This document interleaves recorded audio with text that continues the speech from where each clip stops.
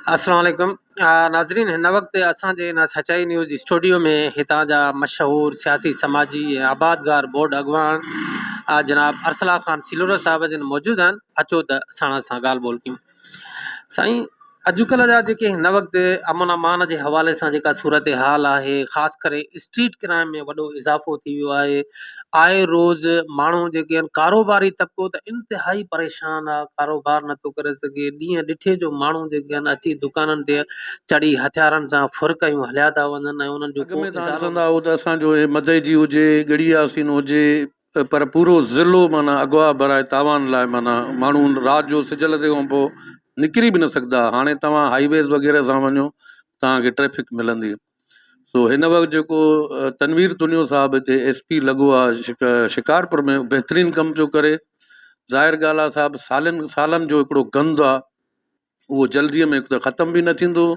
ॿियो इहे जेको क्राइम इहो हलणो आहे, इहो बि हिकिड़ो नेचुरल आहे। इहो ज़ाहिर ॻाल्हि आहे, बुरो माण्हू भलो माण्हू बि हिन दुनिया में हलंदो। सो तक़रीबन मां सम्झां थो त जेको दुनियो साहिबु हिते आयो आहे, उन खां पोइ हाणे कुझु अमन अमान जो मसइलो इलाही बहितर आहे ऐं आहिस्ते आहिस्ते उहो महिनत बि करे पियो, बहितरीअ जे तरफ़ वञे पियो। जेतोणीकि अव्हां आबादगार बोर्ड जा बि अॻुवान आहियो, त हिते असां वटि DC वटि फंडिंग बि हूंदी आहे, बजट हूंदी आहे। कंहिं आबादगार जो को नुक़सानु थो थी वञे, को फ़सुलु ख़राबु थो थी वञे, को सड़ी थो वञे, त मां ॾिठो वञे थो त जंहिंजो बि आबादगार जो को नुक़सानु थिए थो, उनखे नुक़सानु कॾहिं DC ॾिनो कोन्हे, को का मदद उनजी थी कोन्हे। त अव्हां उन साईं ॾिसो न, हिन असांजे मुल्क में इहा हिकिड़ी वॾी सितम ज़रीफ़ी आहे त जेको माण्हू हिते, हालांकि ज़राअत जेकी आहे असांजे मुल्क जी ईअं सम्झो रीढ़ जी हॾी आहे। हिन वक़्तु जेको एग्रीकल्चर सां वाबस्ता तबिको आहे, उहो ई तक़रीबन माना सफ़र पियो करे, ॾाढो ॾुखियुनि हालतुनि मां गुज़रे पियो।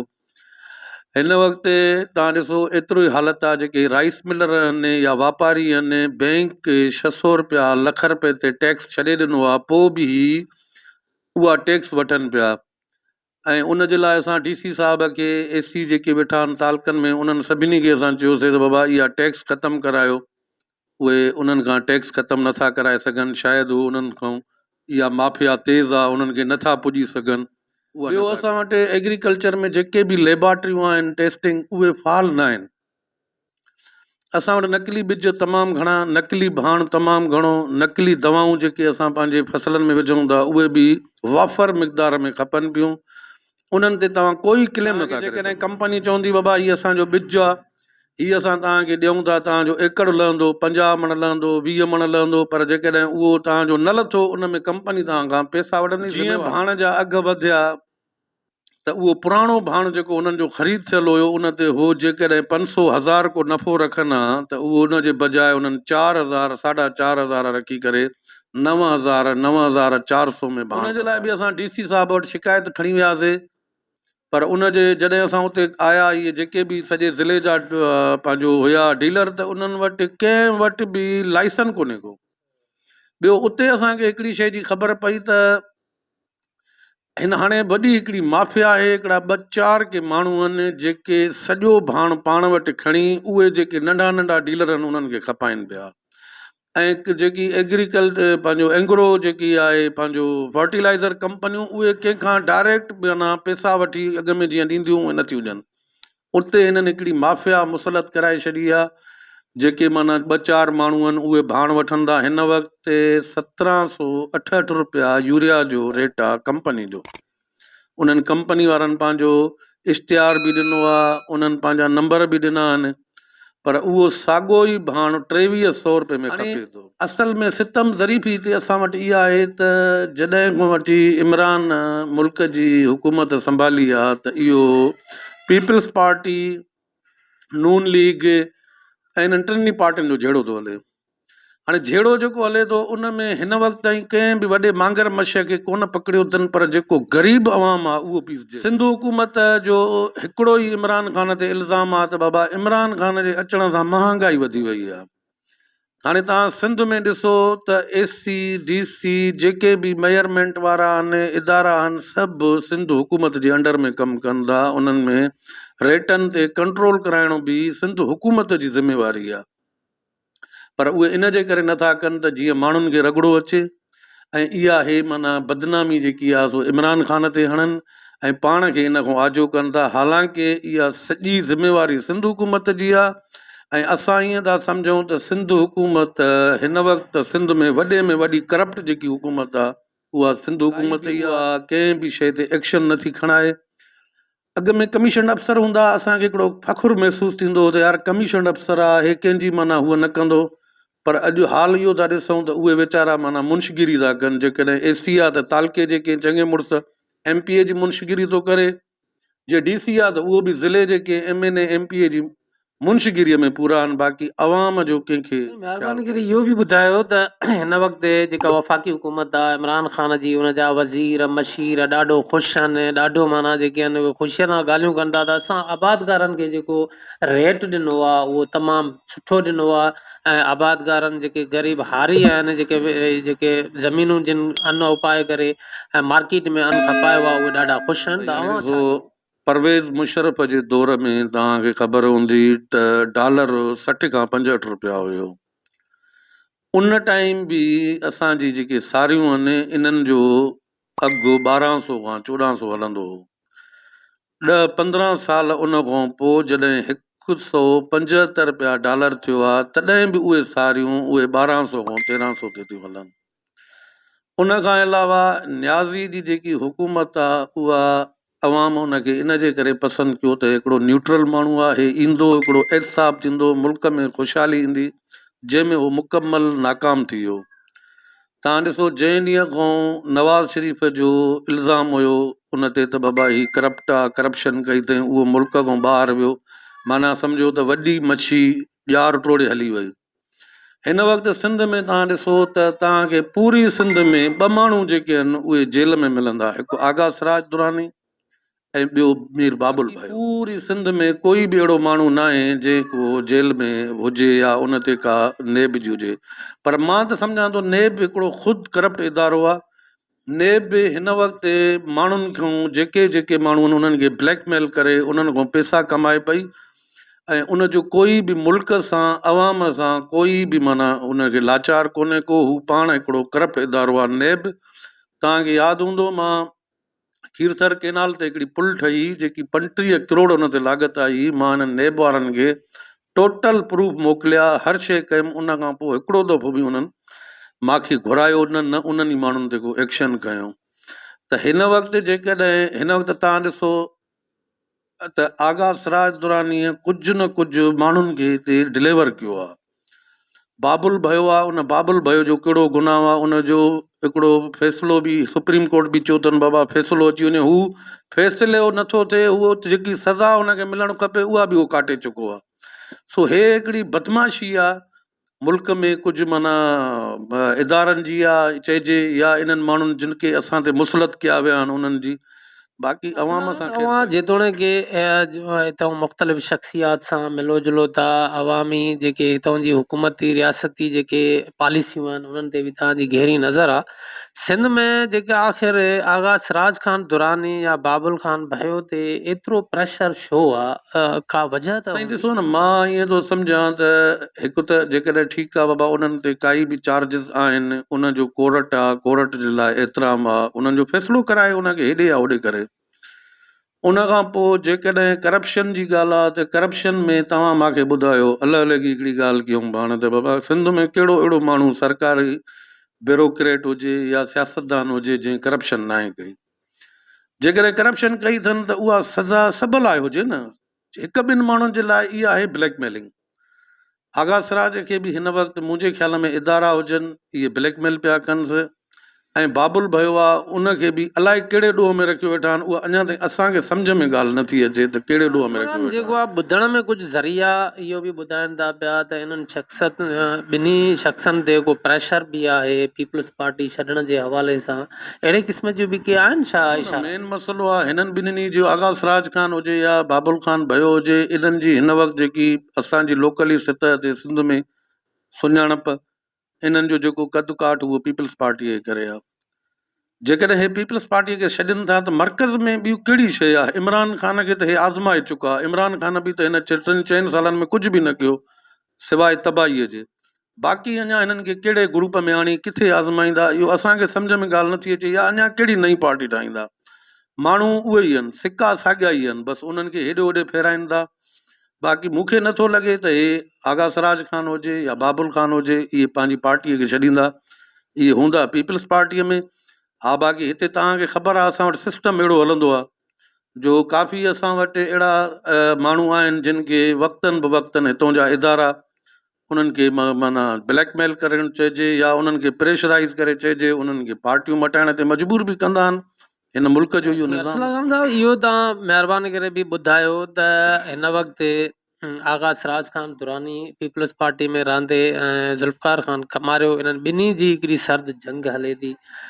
इन्हनि जी सर्द जंग इन हवाले सां बि हले थी त पार्टी खां MPI जी जेका आहे टिकट हासिल करण जे हवाले सां बि एक्टिव रहनि था। आख़िर इहा सर्द जंग किथे मुंहिंजे दम ख़्याल में ॾिसो न साहिबु, हिन वक़्तु तव्हां थोरो इहो सोचियो, पार्टी खे बि ज़ाहिर ॻाल्हि आहे सोचणु खपे। जॾहिं मुशरफ जी दौरु अची वियो त इलाही सारा पीपल्स पार्टी जा माण्हू पार्टी छॾे काफ़ लीग में हलिया विया। आगा सिराज उन्हनि माण्हुनि मां आहे जंहिं कॾहिं पार्टी न छॾी, पार्टीअ सां साथ ॾिनई, उन में तकलीफ़ूं बि आयसि, कुझु बि आयसि। ज़ुल्फ़कार ख़ान कमारे वारा तव्हांखे ख़बर आहे यको मुशरफ दौर में उहे मुशरफ सां गॾु ई रहिया, हाणे उहे पीपल्स पार्टी में आया आहिनि। हालांकि हक़ु उनजो वधीक हूंदो आहे जेको पार्टी लाइ महिनत करे, जेको पार्टीअ लाइ क़ुर्बानियूं ॾिए। MNA जी लाइ सीट लाइ पंहिंजो ज़ुल्फ़कार ख़ान खे पार्टी टिकट ॾिनी, हुन वॾो हिकिड़ो ज़बरदस्त तव्हांखे ख़बर आहे मुक़ाबिलो कयो, जंहिंमें 4-5 हज़ार वोट कोड़ो मां सम्झां थो त अहमियत कोन थो रखे जंहिंजे हुन हारायो। हाणे हिन जो आगा सिराज जो इहो ई ख़्यालु आहे त मुंहिंजी पार्टी में क़ुर्बानियूं आहिनि, मूंखे मुंहिंजी टिकट त मुंहिंजो हक़ु आहे, ऐं हालांकि उनजो हक़ु बि आहे।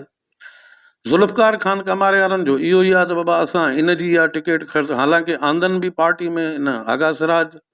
पोइ हिते आहे इहो मुफ़ादनि जो जहिड़ो जंग आहे, ॿियो अवाम जे लाइ त का परेशानी कंहिंखे का कान्हे का। बाक़ी आगा सिराज ख़ान कुझु जेके आहिनि काफ़ी असांखे जेके कुझु सोर्सिस ॿुधाइनि था त को आगा सिराज खान दुरानी ऐं कमारिया विच में जॾहिं ठाह थियो हुयो त का इहा बि कमेंटमेंट थी हुई त हिकु सेशन माना जेको हूंदो आगा सिराज खान दुरानी MP हूंदो त सेकंड सेशन माना जेको कमारियनि खे वारो मिलंदो। अहिड़े क़िस्म जी बि का ॻाल्हि तव्हांखे बि का ॿुधण में? माण्हुनि जा अफ़वाह आहिनि, बाक़ी असांखे का अहिड़ी माना न असां हुते मौजूदु हुयासीं, न असांखे का ख़बर ई आहे त को अहिड़ो को थियो आहे। उहो हाणे उन्हनि जो वरी पार्टी जो मसइलो आहे त उहे कंहिंखे था आणनि कंहिंखे नथा आणनि। ॾिसो न, मोहतरमा वारो जेकी पार्टी पीपल्स पार्टी उहा अलॻि पार्टी हुई, शहीद भुट्टो वारी जेकी पार्टी उहा अलॻि पार्टी, हाणे वारी पार्टी त तव्हांखे बि ख़बर आहे। हिन वक़्तु जेके बि सीनियर जेके पार्टी जा जेके जिन क़ुर्बानियूं ॾिनियूं आहिनि उहे तव्हां ॾिसंदव त स्पेयर लॻा पिया आहिनि, नवां माण्हू खणी आया आहिनि जेके उते पीपल्स पार्टीअ जी हिन वक़्त जी जेकी क़यादत आहे उन जा उहे ग़ुलाम आहिनि, उहे उन्हनि जा नौकर आहिनि, उहे उन्हनि जा मुंशी आहिनि। उन्हनि खे 5-5 मिनिस्ट्रियूं ॾियनि था, ऐं हालांकि उहे अहलियत बि नथा रखनि। सो हिन वक़्तु उहा पार्टी बि न आहे रही, पोइ ख़बर न आहे त उहो पार्टी वारनि जी मर्ज़ी आहे जंहिंखे बि टिकट। जेको उरूज खे चवंदा आहिनि त ज़वाल बि हूंदो आहे, जेतोणीकि महर ख़ानदान हिते काफ़ी अरसे खां वठी सियासी उन इक़्तिदार ऐं मसनद ते बराजमान आहे।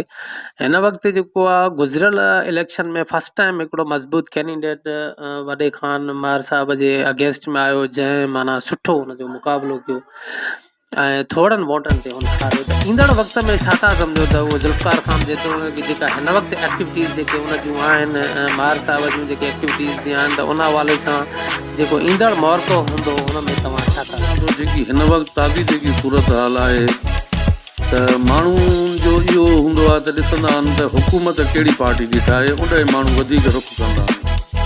महर साहब जन तक़रीबन नून लीग, पीपल्स पार्टी, काफ लीग जेके बि पार्टियूं आहियूं हुन में पंहिंजूं मैचूं खटींदा आया आहिनि। हाणे हिन वक़्तु हिननि जो पीपल्स पार्टीअ सां जेकॾहिं को ठाह थी थो वञे त मुंहिंजे ख़्याल में पोइ हिननि जो फ्यूचर आहे। जेकॾहिं इहा ई सूरत हाल आहे ऐं पंहिंजो सिंध में का ॿी पार्टी पीपल्स पार्टीअ सां मुक़ाबले में नथी अचे त पोइ मां सम्झां थो महर साहबनि खे इलेक्शन खटणु ॾाढी ॾुखी थी वेंदी। हिन वक़्तु बि मां सम्झां थो त असांजो घोषपाश खान हुकूमत में ई आहे, भले हिते असांजे माण्हुनि खे चवंदो हुजे त मां न आहियां, अपोज़िशन में आहियां, पर ईअं न आहे। हिन वक़्तु बि मर्कज़ सां गॾु आहे, उहे बजटूं उनखे मिलनि थियूं, हर शइ मिले थी। हिन वक़्तु बि उहो ईअं सम्झो हुकूमत में आहे। हाणे ॾिसूं त इलेक्शन में बि 2-2.5 साल आहिनि त हीअ पंहिंजी केतिरी कारकर्दगी करे थो। बाक़ी कमारिया इहे जेको आहे सो हिननि वटि न MP आहे न MNA आहिनि। हिन वक़्तु पीपल्स पार्टी उन्हनि खे जे आहिनि उन में जे पार्टी गॾिजी ऐं उन्हनि खे सपोर्ट करे थी, उहो वरी वक़्तु ॿुधाईंदो त छा असला थो खान थिए। हिकिड़ो सवाल ज़रूरु असां अव्हां खां पुछंदासीं त जेतोणीकि माण्हू जेको आहे हितां जा जेके सुजाण माण्हू आहिनि उहे अक्सर इहा शिकायत बि कंदा आहिनि यार कमारियनि कुझु डिलीवर बि न कयो आहे, मतिलबु आहे हिकिड़ो कंजूस टाइप बि जेके आहिनि अॻुवान रहिया आहिनि, ख़र्च न कंदा आहिनि, माण्हुनि खे बेनिफिट बि घटि ॾींदा आहिनि। त आख़िर वजह छा आहे, उन्हनि जी कहिड़ी क्वालिटी आहे जो हिन वक़्त ताईं बि आवाम कॾहिं हुकूमत में बि न रहिया आहिनि, तंहिंजे बावजूद बि आवाम उन्हनि सां एतिरी तइदाद में पोइ बि गॾु आहे, एतिरे वॾे मार्जन में उहे वोट खणनि था। आख़िर इन कहिड़ी में क्वालिटी? क्वालिटी जी का ॻाल्हि न आहे। ॾिसो न, मां इहो चवंदुसि त हितां जो हिकिड़ो जेको अवाम आहे उहो असां वटि ज़ातियुनि में विरहियल आहे। असां वटि असां चवंदा आहियूं त असां सिंधी अवाम आहियूं, पर असां सिंधी अवाम न आहियूं। असां पाण में हिकिड़ा क़बाइली ज़ाती माण्हू आहियूं, सभई बिरादरनि ते। हाणे कमारियनि खे जेकॾहिं छॾे माण्हू ॿिए पासे वञनि था, बि तव्हां पाण ज़िले जी सूरत हाल ॾिसो त ॿिए हंधि बि कुझु बि कोन, माण्हुनि खे रिलीफ कोन मिलंदो। हुकूमती धुर आहे, हिन वक़्तु बि जेके माण्हू आहिनि उन्हनि सां बीठा आहिनि। ऐं हितां इलेक्शनियूं तव्हांखे ख़बर हूंदी त असां वटि इलेक्शन जी जेको खटहार आहे उनजो फ़ैसिलो ॿिया कंदा आहिनि। असांजे तुंहिंजे वोट ते कोन खटहार थींदी आहे। बाक़ी माण्हुनि खे ॿियो को रस्तो न आहे, मुतबादिल ॿियो दगु न आहे, ॿिया के माण्हू आहिनि कोन। ॿियनि माण्हुनि खे हितां जा जेके इदारा आहिनि, जेके हितां जूं कुवतियूं आहिनि, उहे नवनि सुठनि माण्हुनि खे किनि सालनि खां वठी आणणु नथियूं चाहिनि। इहे साॻिया ई मोरा आहिनि, साॻियनि खे हेॾे फेराईंदा था अचनि। नवां माण्हू हिते जेके सुठा हुजनि, जेके अवाम जी ख़िदमत कनि, माण्हुनि जी ख़िदमत कनि, उन्हनि माण्हुनि खे न इदारा था आणनि, न ऐं माण्हू बि इहो था सोचनि नओं माण्हू आहे खटींदो, उहो कोन। नंबर ॿियो ॻाल्हि, हितां जो सियासतदान जेकी इलेक्शन खटे थो न, उहो पैसे सां थो खटे। तव्हांखे ख़बर हूंदी असांजे इलेक्शन ते करोड़ रुपया ख़र्च ईंदो आहे। त जंहिं वटि हिते पैसो हूंदो उहो ज़ाहिर ॻाल्हि आहे वोट ख़रीद करे बि इलेक्शन खटे थो। अर्सला खान आख़िर में सवाल इहो ज़रूरु तव्हां खां असां पुछंदासीं त तव्हां जीअं असांजे मदई जी शहर में एंटर थियो, अव्हांखे असां मदई जी तालका इस्पताल जेका आहे उहा गवर्नमेंट इस्पताल विज़िट कराईसीं, त तव्हां जॾहिं इस्पताल खे विज़िट कयो, त विज़िट करण खां पोइ छा तव्हांजूं फीलिंग्स? इस्पताल जी बिल्डिंग त माशाल्लाह ॾाढी वॾी हुई, बाक़ी स्टाफ जी ॾाढी खोट हुई। हिकु त मां जेको मूंखे नज़र आयो त सफ़ाई, हालांकि इस्पताल में वधि में वधि सफ़ाई हुजणु घुरिजे, जेकी सफ़ाई त हुई कोन। डॉक्टर बि कोन्हनि, टेक्नीशियन बि कोन्हनि। सिंध जी इस्पतालनि जो इन जे करे मयार, क्वालिटी माण्हुनि जे दिमाग़ मां इन जे करे निकिरी वियो आहे जो उहे उन्हनि खे ख़बर आहे त हिते असांखे सही इलाजु, उहो डॉक्टर जेको सुबुह जो इस्पताल में ड्यूटी करे थो, शाम जो उनखे पंहिंजी क्लिनिक आहे। सो सिंध जे इन इस्पतालुनि खे बि हथ सां ई माना ईअं तबाह कयो पियो वञे त जीअं उन्हनि जा प्राइवेट सेंटर हली सघनि। हालांकि माशाल्लाह वॾी बिल्डिंग आहे, पर मां हिकिड़ो बि हिते असां हुयासीं गॾु त को मरीज़ मां न ॾिठुमि जेको माना इस्पताल त माना हुन में को मरीज़ एडमिट हुजे या को दवा लाइ आयो हुजे। हाणे हुते शाम जो माण्हू प्राइवेट में जेको क्लिनिकुनि ॾे वधीक वञणु था चाहिनि, हेॾनि पासे ॾे नथा अचनि। उहो इन जे करे त हिते उन्हनि खे सहूलियतुनि जी खोट आहे। वॾी महिरबानी साईं अव्हां जी, तव्हां पंहिंजो क़ीमती टाइम असांखे ॾिनो। महिरबानी।